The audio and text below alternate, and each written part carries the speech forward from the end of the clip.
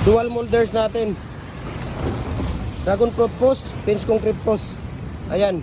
Yan po ay 4x4 by 8 feet natin. Standard po yan 4x4 by 8 feet.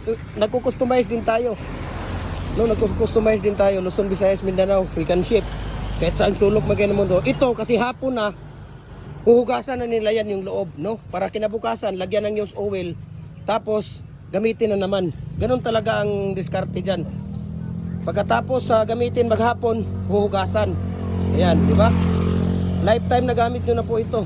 Lifetime na gamit nyo na po ito. 4mm po ang ginagamit natin dito na bakal. Ayan o.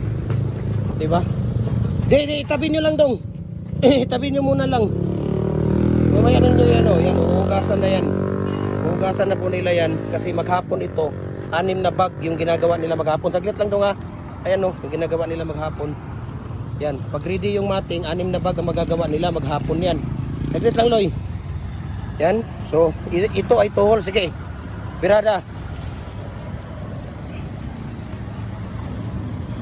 Oh, di ba? Kitang-kita nyo naman kung gaano kagaling yung ating molder, di ba? We can ship nationwide, Luzon, Visayas, Mindanao. Yan oh. Oh. Ito yung ginagawa nila ngayon maghapon. Naka-6 na bag sila pagka ready yung mating. Ibig sabihin, yung bakal na nilalagay natin sa loob pag ready yun, 6 na bag yung magagawa nila maghapon. Ayan, ito. So, ngayon, dito, huhugasan na yan nila. Ayan, tingnan ninyo.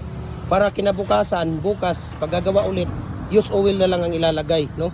Use oil. Huhugasan natin yan para hindi didikit yung mga concrete pouring, yung mga tawag dito. Yan, madali lang hugasan yan. Trapuhan mo lang yan, ayan, no? Ba? Madali lang huhugasan yan. So, maraming salamat. God bless po sa ating lahat.